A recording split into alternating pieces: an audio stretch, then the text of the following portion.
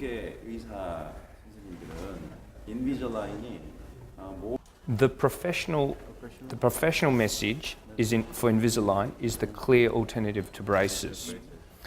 When you're talking to the public, the consumers,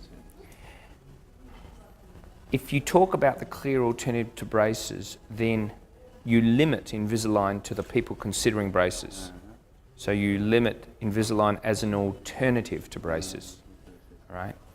So I think what the company is trying to do a lot more is to try and expand beyond that into Invisalign gives you a beautiful smile, Invisalign gives you confidence, all those things. Right? So I think if you say Invisalign as an alternative to braces, then what you limit yourself to with the Korean public are those people who are considering braces.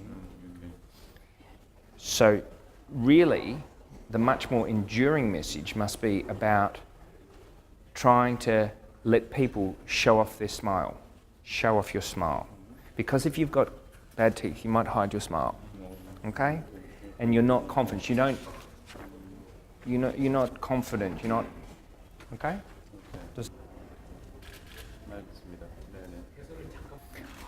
I think that Korea has the potential to be possibly the largest Invisalign market in Asia. The reasons for that is I think Korean dentists and orthodontists are very much in trying to be progressive, in trying to stay ahead of the latest developments with technology and offer those benefits to their patients in Korea.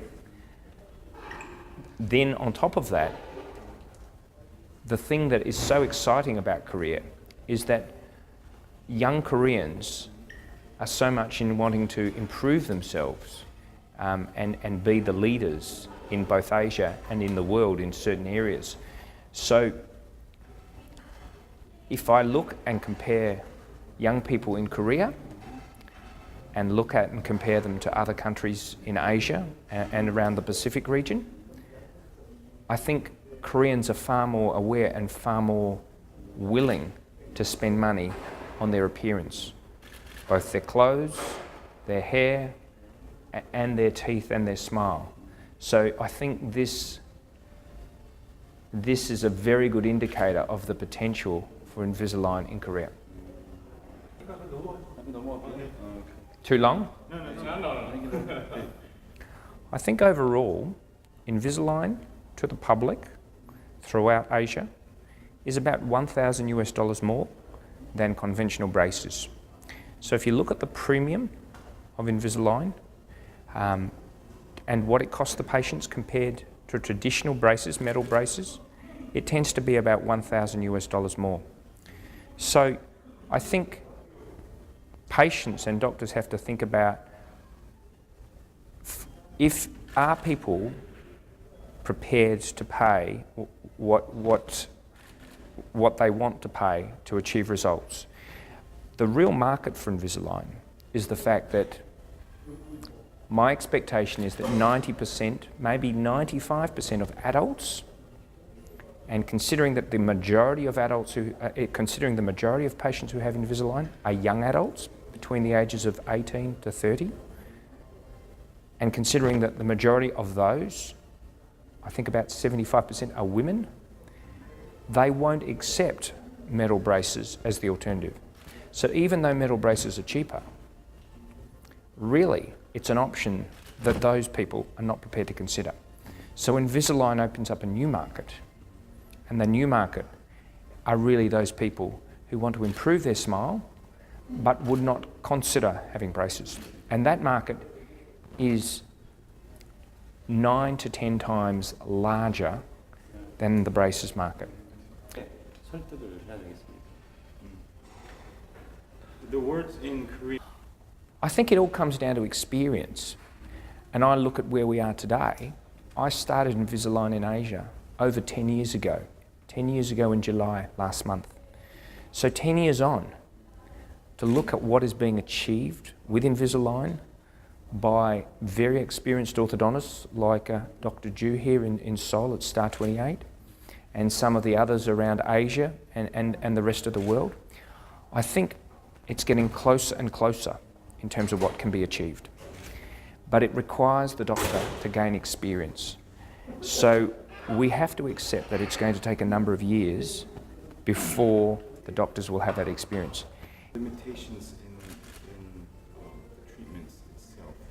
What can I think the key is to be prepared to invest in the time in this new form of orthodontics so that you can realise the potential of within yourself, within your practice, with you as a doctor, to treat a broad range of cases.